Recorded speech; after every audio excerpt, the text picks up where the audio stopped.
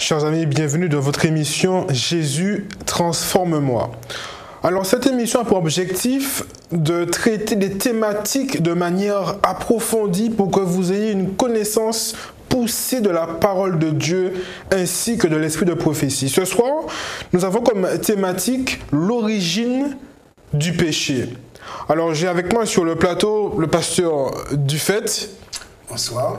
Ainsi que le pasteur Desca. Bonsoir. Nous parlerons d'un verset qui se trouve dans Apocalypse 12, le verset 7 qui nous dit « Et il y eut guerre dans le ciel. Michel et ses anges combattirent contre le dragon, et le dragon et ses anges combattirent. » Alors, nous sommes sur la terre, nous sommes dans une situation où il y a la guerre, la souffrance, la maladie. Nous aspirons à un monde meilleur. Mais selon la parole de Dieu, il nous est révélé qu'il y eut guerre non sur la terre, mais dans le ciel. Comment expliquer ceci, pasteur Desca?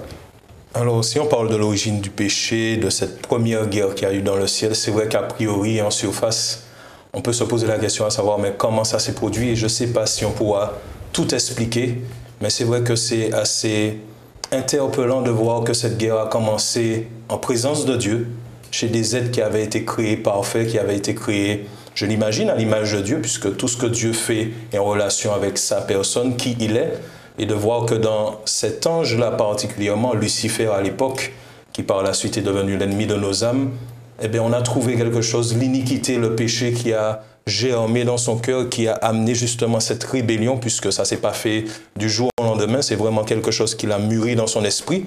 La Bible nous le dit, je pense qu'on aura l'occasion de revenir sur le verset d'Ézéchiel, qu'il a été trouvé juste et parfait jusqu'au jour où l'iniquité a été trouvée dans son cœur. Donc, comment l'expliquer? Je ne sais pas si on pourra. D'ailleurs, je crois que Paul présente l'iniquité et le péché comme étant un mystère.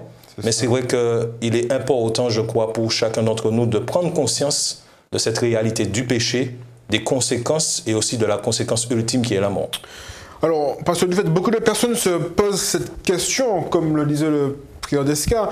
Alors, comment, dans un monde parfait, dans une atmosphère parfaite, l'intention même du péché naît dans le cœur d'une créature au point de se révolter contre son créateur? Comment nous pouvons, non pas expliquer cela, mais essayer de comprendre dans la mesure du possible ce qui a pu se passer dans sa tête?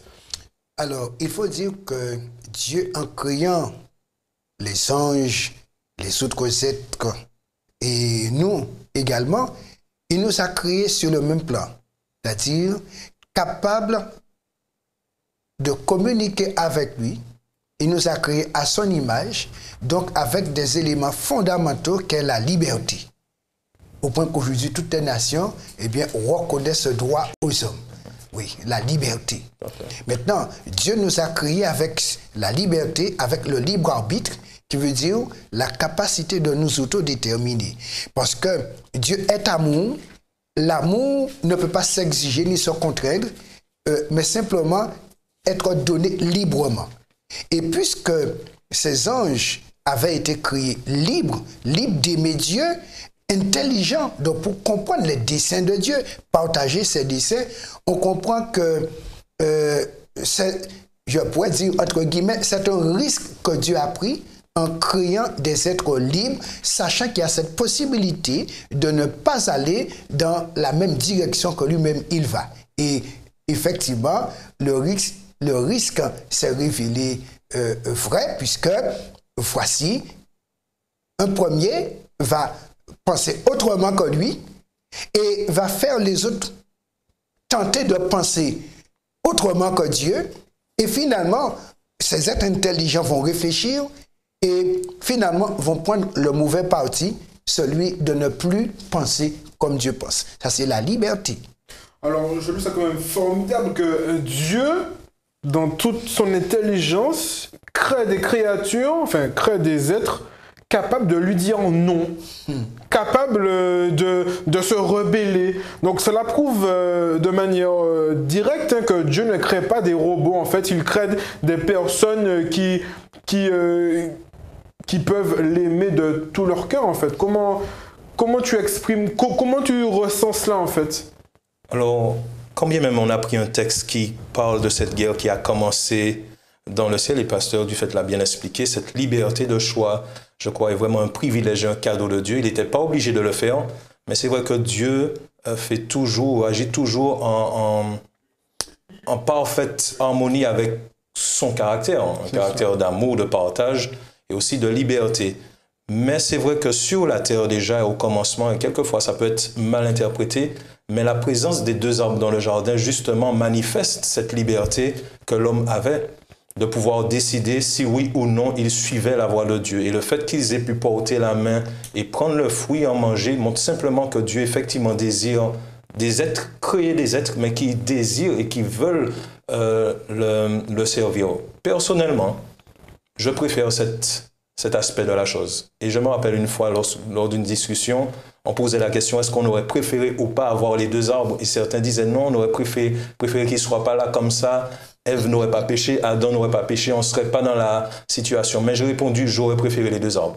Parce que ces deux arbres manifestent justement cette liberté et je suis content aujourd'hui de choisir de servir Dieu, mais pas que ce soit une contrainte. Exactement. Alors, la parole de Dieu ne donne pas des détails très poussés, mais on a quand même des éléments. Donc, on a quand même le prophète Ézéchiel au chapitre 28, le verset 13 qui nous dit « Tu étais en Éden, le jardin de Dieu, tu étais couvert de toute espèce de pierres précieuses. » Et plus bas, au verset 14, la parole nous dit que tu étais un chérubin protecteur aux ailes déployées.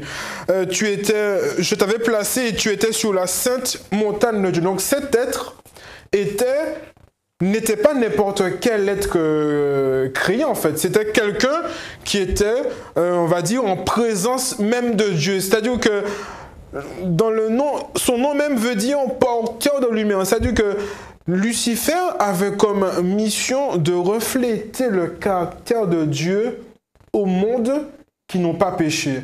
Alors, avec toute cette connaissance-là, que s'est-il passé? Pourquoi a-t-il eu cette envie justement de se mettre à la place de Dieu? Parce que nous le verrons un petit peu plus tard dans le livre d'Ésaïe. Alors, comment nous pouvons voir ça, Pasteur Dufait? Le texte est bien, et j'aime ce texte-là, puisque seul Dieu qui était présent pouvait nous expliquer ce qui s'est passé et comment les choses se sont passées. Voici, et c'est pour comprendre que Dieu n'a pas créé un diable. Premièrement, comme certaines personnes pourraient le croire, ou que Dieu et diable seraient frères, comme on l'a déjà entendu. Non, Dieu est clair, il a créé un être parfait avec une fonction la plus haute, puisque après la divinité, c'était lui, parce qu'en fait, il était le porte-parole, le porte-lumière du Père, et Dieu dit, il mettait le sceau à la perfection, ce qui veut dire, quand Dieu fait quelque chose, c'est lui qui passait ses lits. Exactement. Ce qui veut dire qu'il avait une capacité de jugement pour pouvoir collaborer avec Dieu. Mais justement, en tant qu'on pourrait dire gardien des sceaux célestes, il a trouvé, d'après le texte, que cette fonction était un petit peu trop petite. Vu sa prestance, parce que quand on regarde, il est le chef d'orchestre du ciel, il est gardien des sceaux, en fait, il conduit l'adoration des anges. En fait, il était celui qui ramenait tous les anges vers la personne de Dieu. On pourrait dire comme le trait d'union entre les anges et Dieu. Tout à fait. Alors, au verset 15, la parole nous dit « Tu as été intègre dans tes voies depuis le jour où tu fus créé jusqu'à celui où l'iniquité a été trouvée en toi. » Maintenant, on parle ici du mystère même de l'iniquité. Comment dans un atmosphère parfait, l'iniquité naît dans le cœur de cet ange au point même de détrôner son Créateur? Comment percevoir cela? Je crois qu'on revient au commentaire du départ. L'iniquité, et Paul le précise, c'est un mystère.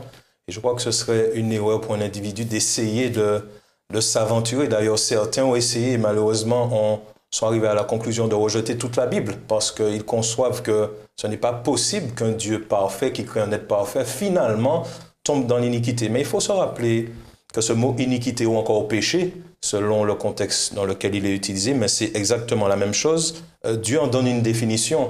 Alors nous avons un Dieu et nous servons un Dieu qui est parfait, mais qui a aussi une discipline, qui qui est un ordre et qui a établi un cadre qui soit justement sécurisé pour permettre l'harmonie dans le ciel. D'accord? Et c'est vrai que le texte précise qu'il a été trouvé juste dès le départ. Et je suis content que Pasteur Dufay a bien précisé que Dieu n'a pas créé le diable, Dieu n'a pas créé le mal. Et j'espère que lorsqu'on parle de l'origine du mal, on est conscient que Dieu n'a rien à voir dans ça. Alors, comment expliquer? Je ne sais pas, mais une chose est sûre par rapport à ce que la parole déclare, c'est que Dieu n'est pas à l'origine de ça.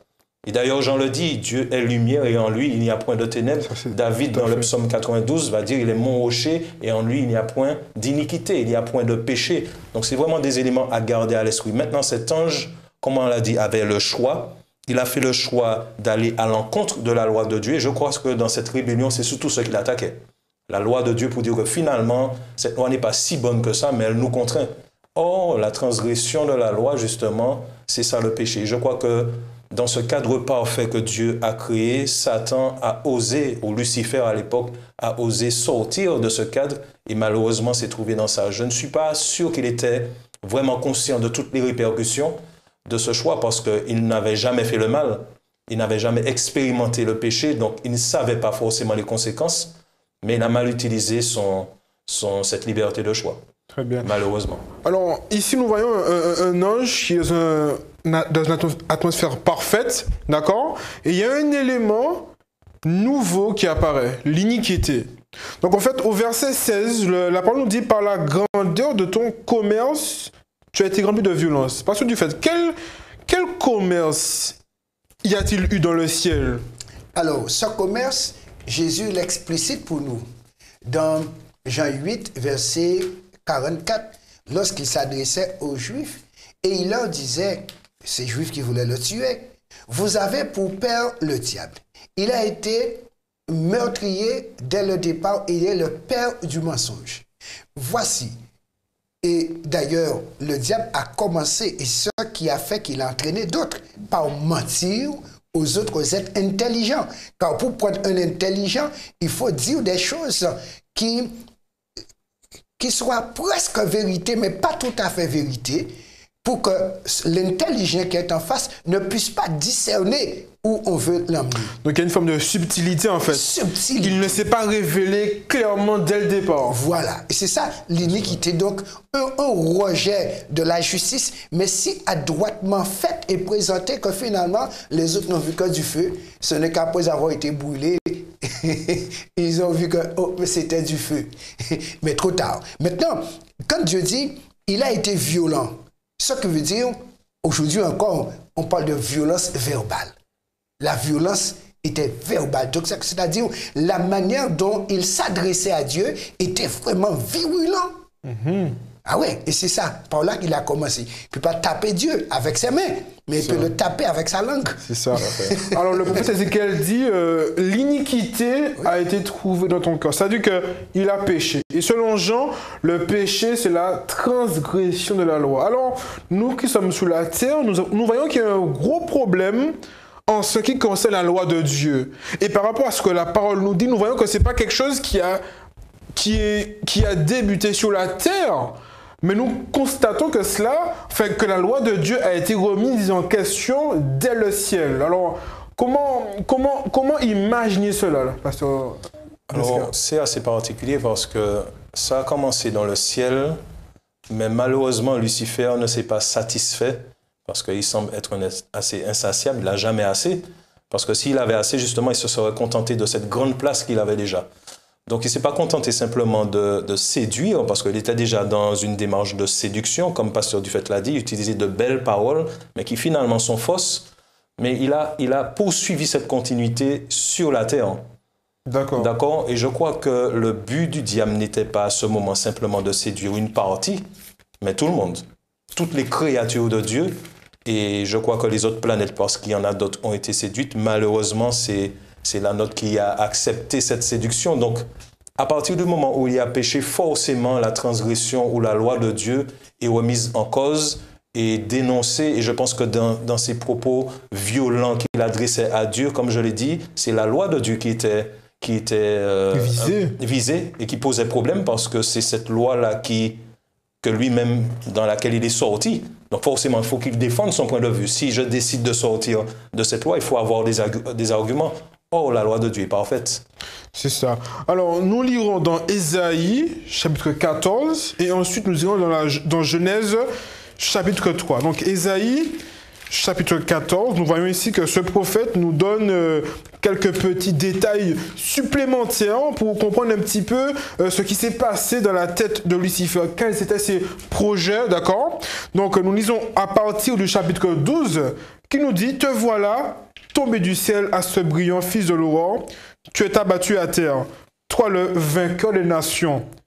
Tu disais en ton cœur, je monterai au ciel, j'élèverai mon trône au-dessus des étoiles de Dieu. » Alors comment expliquer cela? Élever son trône au-dessus des étoiles. Mais que représentent justement ces étoiles, pasteur Dufait? Alors, ces étoiles, ce sont les anges, les autres anges. Parce que la Bible nous dit, Jésus a créé trône, dignité et domination. C'est-à-dire une certaine hiérarchie au sein du corps céleste. Et Lucifer, c'était lui qui était le chef de ce corps d'armée. Maintenant, la Bible dit, par rapport à sa position et le trône de Dieu, remarquez bien, il a dit, comme lui, il est créé ange, il est parmi les anges, mais il va élever son trône au-dessus. Donc, il veut sortir du rang d'ange pour monter au rang de Dieu. Voici quel a été son problème. Parce qu'il a dit, je vais élever mon trône, puisqu'il n'y a que le trône de Dieu qui soit au-dessus du trône des anges. Alors, il dit élever son trône. Est-ce que cela insinue qu'il avait un trône dès le départ pour être élevé à un niveau supérieur? On est en plein dans la folie des grandeurs. Hein. Et je crois que le problème du péché, nous qui l'expérimentons, nous rend un petit peu insensés quelquefois. Je crois qu'à cause de cette iniquité qui a commencé ou qui est née dans son cœur et qui a pris forme, a germé, a grandi, pardonnez-moi de le dire comme ça, mais je crois que le diable était déjà en train de commencer à dérailler. Parce que pour qu'un ange puisse sortir de son rang, de sa propre force, de sa propre personne pour être à la place de Dieu, c'est que forcément il y a quelque chose qui n'est plus trop clair. Donc je ne sais pas s'il avait un trône, je ne pense pas, parce qu'il était un ange, et que les anges dans la Bible ne sont pas décrits comme des êtres qui ont des trônes et qui règnent, mais ce sont des êtres qui sont au service de Dieu, qui exécutent ses ordres, et que forcément je crois qu'il parle déjà de son projet final, son projet futur, avoir un trône comme Dieu l'a, mais je ne pense pas qu'il l'avait au départ. Donc l'objectif, hein, comme dit le prophète Ésaïe, c'est d'être semblable à Dieu. C'est-à-dire que, comme tu disais, pasteur Dufait, il veut sortir de son cadre de créature pour arriver à celui du Créateur.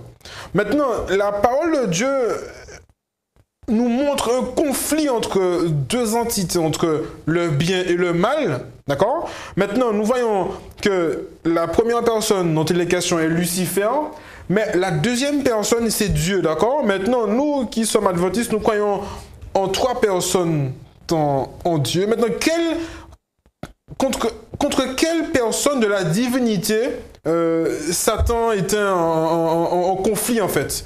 Et comment prouver cela de manière biblique? Tout à fait. Alors, on peut dire le thème du conflit par rapport à l'iniquité, comme il est dit, je serai semblable au Très-Haut. Quand on prend la racine hébraïque de cette expression, c'est Michaël. Le thème du conflit cosmique, c'était Michaël. Or, il y avait un Michaël. Donc, la question Michaël, mais Michaël, Tout à fait. qui doit être Dieu, mais celui qui est déjà Dieu. Alors, comment l'identifier justement? Voilà. Or, quand on lit Daniel chapitre 12, verset 1, et dans Apocalypse 12, verset 8, verset 7, on nous présente. Donc, dans Daniel 12, verset 1, il est dit, en ce temps-là se lèvera Michaël, qui est le défenseur des enfants de Dieu. Donc, dans le conflit cosmique, nous voyons qu'il y a un défenseur. Parce qu'en fait, celui qui était déjà semblable au Très-Haut, c'était Michaël. D'accord. C'est ça. Et c'est pourquoi lui, maintenant, il ne voulait pas rester en dessous de Jésus, qui est déjà Michaël. Il voulait être placé au même niveau que Jésus. Et il a jalousé la position de Jésus. Mais qui fait que Jésus soit à cette position d'honneur? Mais c'est le Père. Alors, la Bible nous dit, je serai semblable au Très-Haut. Oui. Donc en fait, il veut, alors qu'il y a déjà quelqu'un qui est semblable au Très-Haut. Oui, voilà, il y a déjà quelqu'un.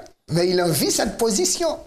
Jalousie. Et on comprend bien que ce Michael a un rôle particulier, et le pasteur Dufay l'a très bien expliqué, puisque l'étymologie même du mot Michael, c'est vraiment qui est semblable à Dieu. Et c'est vrai que dans la référence de Daniel, on dit qu'il se lèvera. Et c'est vrai que cette expression-là est assez particulière. On la retrouve dans Job, lorsqu'il dit « Voici mon Rédempteur est vivant et il se lèvera le dernier ». Se lever, c'est prendre le pouvoir, prendre la domination, se mettre debout et décider. Et c'est vrai qu'il n'y a que Dieu qui a le pouvoir. D'accord? Parce qu'il n'est soumis à qui que ce soit, il reste le Créateur. Et ce Michael-là, au temps favorable, prendra le pouvoir. Et on comprend bien dans le contexte biblique que c'est Jésus qui est cette personne révélée. Et dans le ciel, c'est lui qui était ce Dieu révélé-là dans la personne de Michael. Donc, on voit bien que l'analogie est claire et simple. Et que ce Michael-là, c'est Jésus qui était déjà dans le ciel. Donc on parle de Jésus après dans le contexte des évangiles, mais dans le ciel, c'est bien ce Michel, ce Michael qui était semblable à Dieu, qui est semblable à Dieu, qui est Dieu lui-même. D'accord. Alors pour faire un petit récapitulatif, donc nous voyons à partir d'Apocalypse qu'il y a une guerre non sur la terre, mais dans le ciel. Une créature conteste son créateur au point d'envier son créateur, d'accord?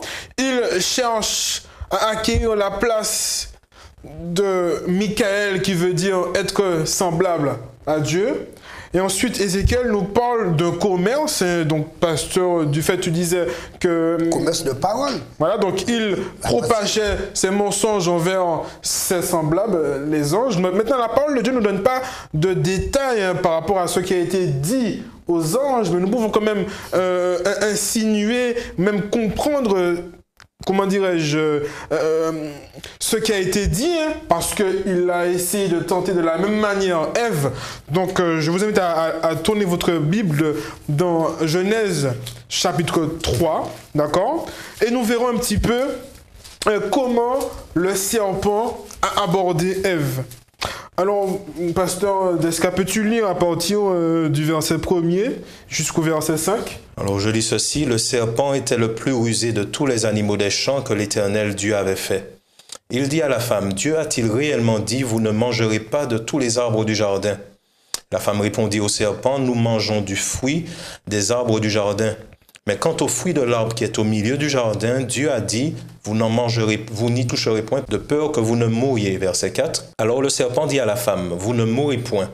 Mais Dieu sait que le jour où vous en mangerez, vos yeux s'ouvriront et que vous serez comme Dieu, connaissant le bien et le mal.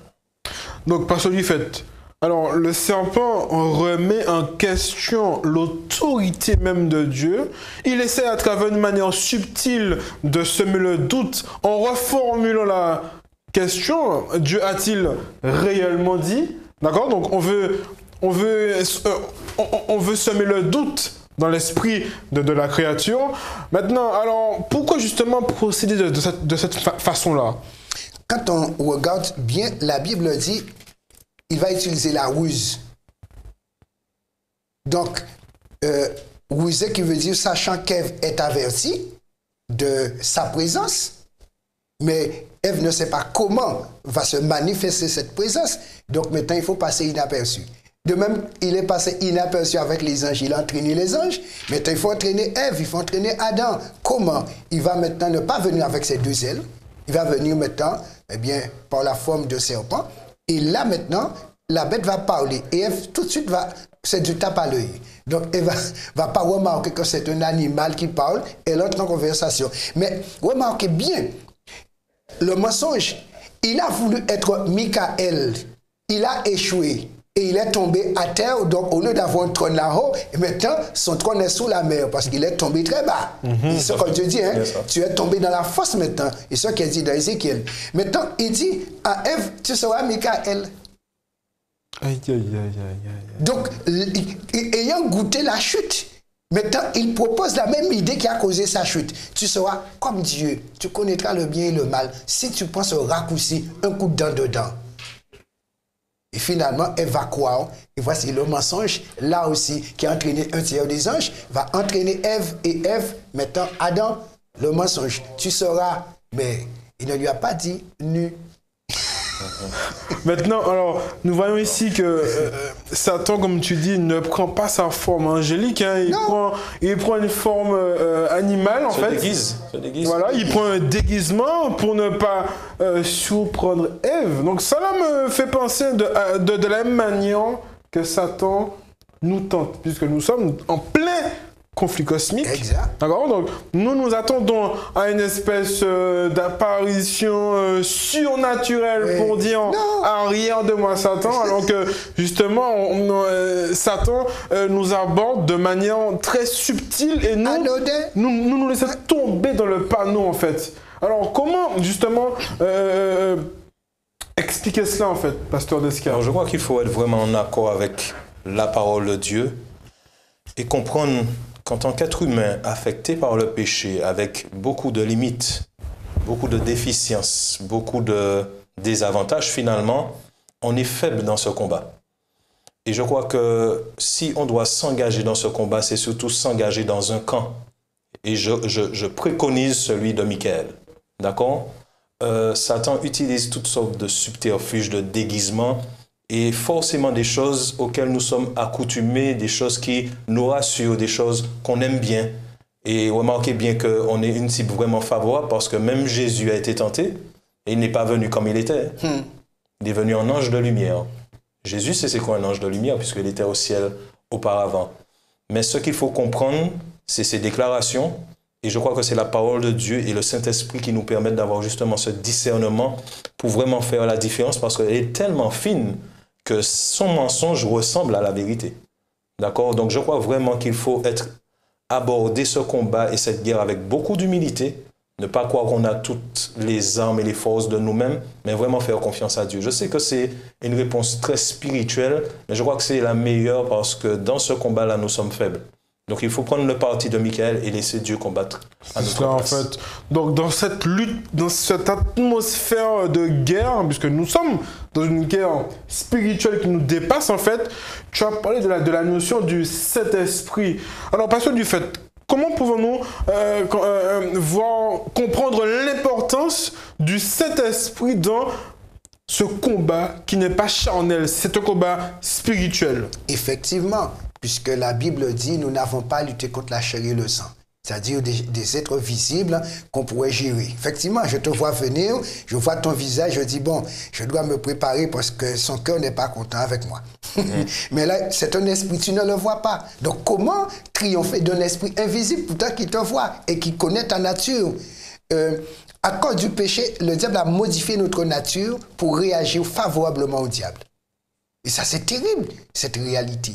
Comment s'en sortir? Et Jésus nous l'a dit, hein, l'esprit est bien disposé. Vous comprenez, vous voulez, mais votre chair est vendue, elle est faible.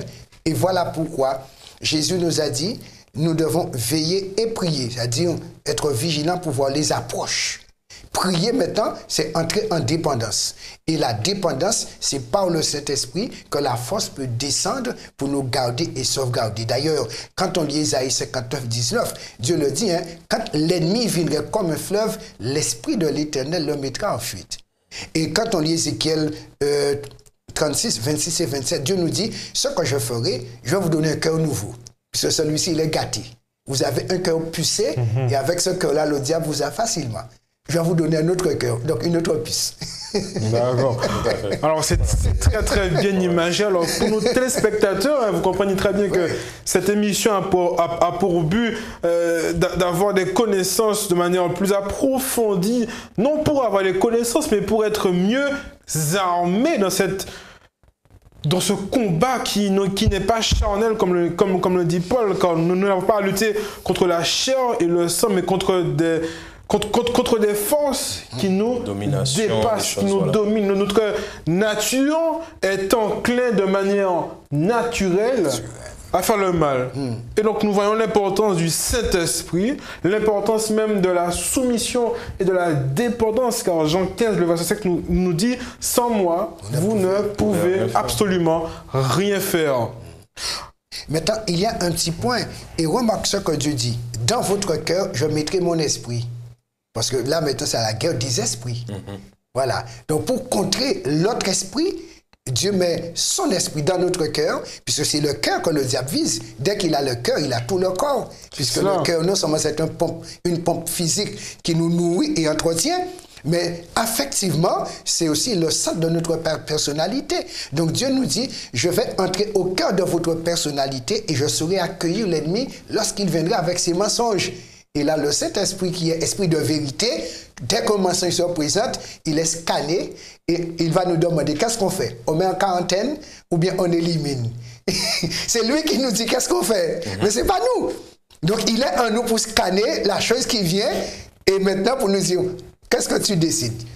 Alors pour nous, notre devoir, ce n'est pas de mettre le péché en quarantaine dans notre vie, mais de dire au Saint-Esprit, élimine. Et là, on est sauf. D'accord. Maintenant, nous voyons dans la parole de Dieu, pour aller un petit peu, pour avancer un petit peu, nous voyons que Ève est séduite, elle pêche, mais elle n'est pas laissée toute seule. La parole nous dit au verset 9, « Mais l'Éternel Dieu appela l'homme et lui dit, où es-tu » D'accord? Maintenant, ça veut dire que Dieu se soucie de nous. Dieu vient à notre rencontre. C'est nous qui, comme la parole nous dit, c'est Adam qui, en entendant la voix de Dieu, se cache. Donc on voit ici que le péché, de manière naturelle, nous sépare de Dieu. Mais Dieu, dans son amour, d'accord, vient à notre rencontre.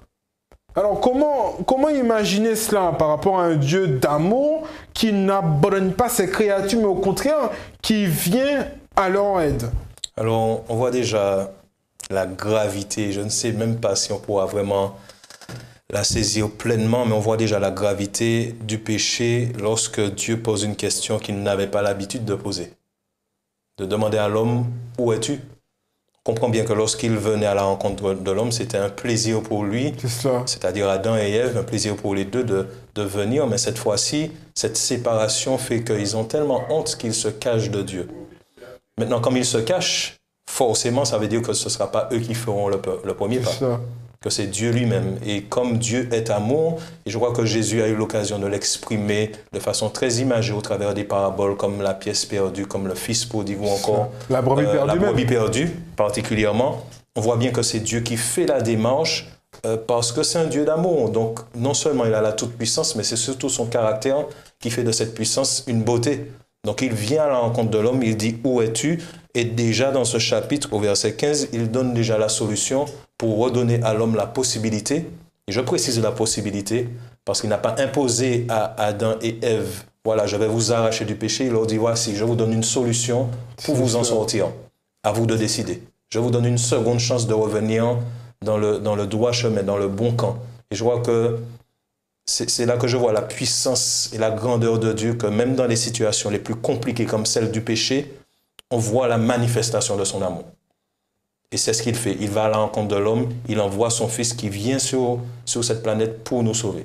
D'accord, donc, parce que du fait, donc Dieu ne laisse pas l'homme pour son compte, ne laisse pas, ne l'abandonne pas entre les mains de l'ennemi, mais au contraire, il va à sa rencontre, comme la parabole de la brebis perdue, de la pièce perdue, et toutes ces paraboles magnifiques qui nous démontrent l'amour de Dieu. Alors le verset 15, comme tu l'as mentionné tout à l'heure, nous dit « Je mettrai une inimitié entre toi et la femme, entre ta postérité et sa postérité. Celle-ci t'écrasera la tête et tu lui blesseras le talon. » Donc nous voyons ici la solution de Dieu pour retirer l'homme de ce pétrin du péché, parce que du fait.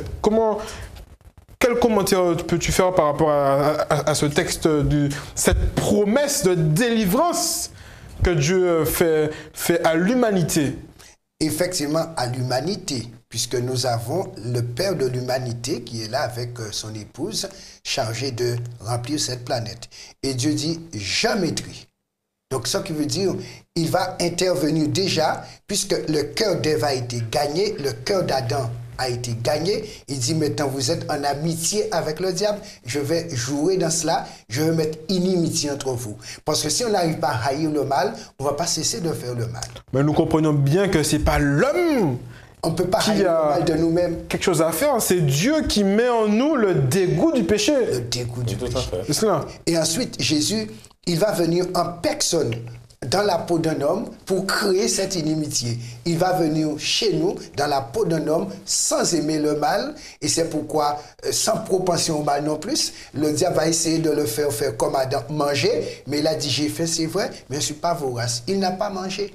Et c'est ainsi qu'il va triompher dans l'humanité et de sa victoire relever l'humanité. Donc en Jésus, en Adam, l'humanité a chuté, mais en Jésus, l'humanité est relevée. Et maintenant, librement, il m'invite à m'associer à lui. Et c'est pourquoi on dit dans Apocalypse 17, verset 12 à 14, lorsqu'il est dit ceux qui sont avec l'agneau vaincront.